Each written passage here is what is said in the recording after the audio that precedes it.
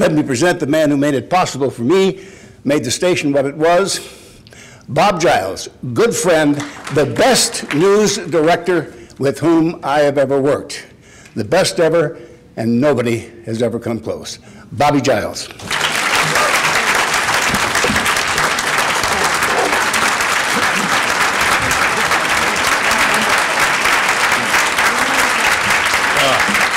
Thank you.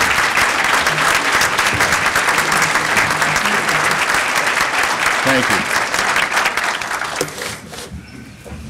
Bill, thanks for a very kind introduction. Wanda and Bill, you make a pretty good team. I think you could take the show on the road. It was very nice words, very kind words, and I want to thank you both. Wanda, by the way, just to reiterate, is one of Broadcast News' most talented editors. She's just absolutely terrific in the edit room. She's also a very talented videographer and a great still photographer. And Channel 7 is good fortune to have her on staff.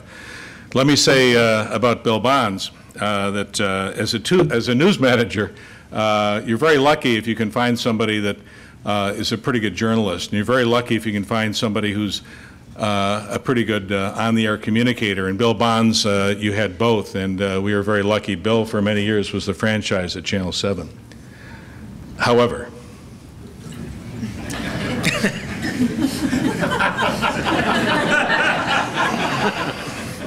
when I left Channel 4 in 1980 to go to Channel 7, a reporter named Bobby Bennett came up to me. Some of you may remember Bobby Bennett. Boomer. And said, well, Bob, there's some good news and bad news about that. Good news is you're going to work with Bill Bonds. And the bad news is you're going to work with Bill Bonds. But I tell you what, as I said before, he was a franchise for many years. Thank you all for being here tonight, especially my wife Louise, who did an awful lot to help me make this happen, to get here tonight. A lot of encouragement there. And I want to thank my family and friends and associates for coming tonight. And the two other inductees, of course, Linda and Ken. It's an honor to be up here with them and that long list of wonderful people you saw on the screen. And it's absolutely humbling when you look at that list and you think of people, old friends like Neil Shine, Julie Candler, who's sitting right over there. Julie, raise your hand. Where are you? There. She's a terrific automotive journalist.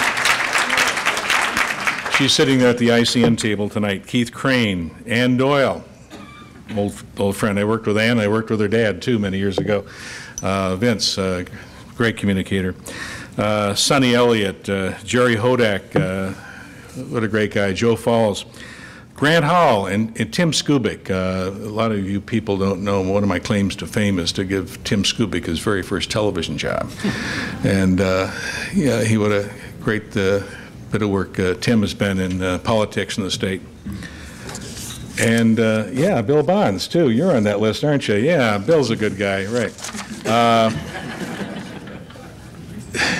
Ted Talbert was here earlier tonight. Ted is an old friend. I saw Ted, and of course Ben Burns.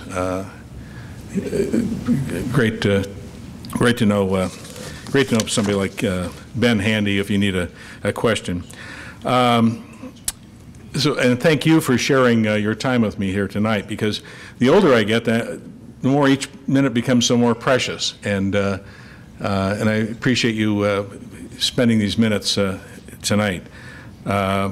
Because of that, I seem to realize now why that broadcast executive back in the 70s decided to cut all those interviews, those long interviews, to a minute and a half. It probably had been an older person, and he figured, you know, we don't have time for all this crap. So he cut them to a minute and a half max, and that's the way it was. Now, it meant that the politicians we were interviewing, of course, had shorter time on the air, but our anchors got more face time. Isn't that right, Bill? That's right, yeah. So it also meant we had a wider variety of news items, which was great. We could put more in. The newscasts became longer. We hired more staff, of course, to produce those newscasts. But the last 40 years have been some incredible changes in the news. I see Betty Carey over there. Betty's an old friend of mine, too. Betty shares just a tremendous history in local broadcasting, being one of the very first female anchors in Detroit television. Betty, I'm very proud of you.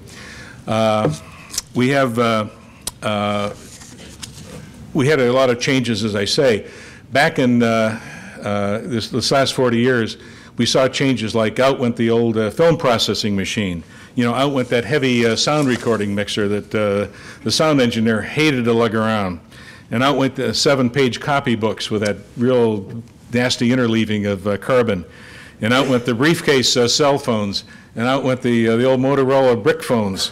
And out went all that equipment we needed even to feed stories back so they could be edited in-house. Now they're done on a laptop computer out in the field and fed back. In came the cell phones, and in came the computerization of the newsroom. Videographers can now shoot, edit, and in many cases now even report from the street. So as transformational as these changes have been to our profession, I still ask myself a very important question. Is broadcast news any better today than it was back in 1962 when I first walked into that Channel 4 newsroom? Now, it's almost the same question that a very special panel of federal communications commissioners are struggling with right now. They're asking the question, is broadcasting in this country serving its clients?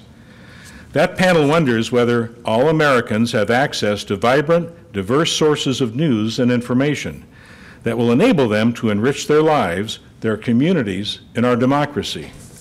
The concern is that without reliable reporting about such matters, communities will be harmed. Democracy will be harmed. So this soon-to-be-released report is something we all need to be aware of and pay attention to. Now, these are important issues, and I don't have all the answers for them, but I can say that all the advanced technology that we have today is a wonderful tool. But it's only a tool. News broadcasting will only be as good as the people going into it. So it's important to attract the very best people, to make the very best use of the resources that are available. Now, unfortunately, with today's shrinking news staffs and tighter budgets, it would be easy to become very frustrated and to turn away from careers in television news. But despite the challenges, there has never been a better time for young people to get into the business. The tech tools and new ways to distribute news can allow them far greater potential to create and innovate and to reach more people than ever before. So how the news is delivered will change and has changed dramatically in the last 40 years. But technology will remain a tool. It's the people and the content that matter. So I'd offer these thoughts to broadcast journalists and managers tonight. First, stay ahead of technology. Stay close to the changes in news delivery systems. Be an early adapter. The software that will replace Facebook has probably already been invented. Find it now, or at least have people around you that can tell you when it's coming. And I recall one of the engineers that worked at Channel 7 years ago, a very talented man by the name of Terry Pochert, came into my office one day in the early 80s and said, "Bob, I want to tell you about something that the engineers are playing with right now. It's called the World Wide Web." And I said, "Well, how does that work?" And he told me, and I said, "Well, it seems impossible. You can't connect all the computers in the world." He said, "Well, it's going to happen." Well, he kept me appraised, and we were early adapters. We went on, and we were one of the very first stations to have a website, wxyz.com. So thanks to Terry. Another thought for broadcast journalists: give your staff the room to develop great stories and ideas. I mourn the day the industry moved away from reporter specialties to where it is now, with virtually everyone being a general assignment reporter. Bring back those beats. Next, I suggest we take a note from WXYZ's former general manager, Jean Finlater. Every Friday, she would walk around the station to talk to every person in her path. That was your time with Jean. If you had a big issue, back to her office. But she defined how management should work long before the books came out of Japan about management techniques. Her theory was there, it was real. And that's how today's TV news executives should manage creative people. Tell them what you expect, listen to them, and encourage them as they achieve your shared goals. Next, be willing to coach. Good coaches give constant feedback, even if it's just the good stuff. Makes it easier to tell them the bad stuff when that stuff comes around. But coach all the time. And finally, always give back. Baseball great Jackie Robinson said, "The importance of each of us is the impact we have on other lives."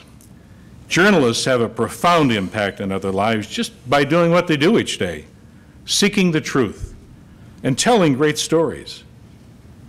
The truth is always liberating. And that's the paid job. We can do more. We can give back. Think for a moment about that one person who is your professional mentor, a person that made a real difference in your life, the person that took the time to explain and help. I'm sure you had one or have one. So tonight, as my give back, I'd like to propose that the Michigan State University Journalism Department begin an annual event that brings together from its Journalism Hall of Fame all those of us who are still above ground for a day with all the J students who want to talk to us here on the campus. We would listen to their ideas, share what we know, and most of all, we would encourage them to pursue their careers in a difficult and competitive profession. And so, as we gather here tonight for these awards, I know the larger purpose is to celebrate journalism and to remind ourselves why it is so important to a free society. I thank you very much for this great award.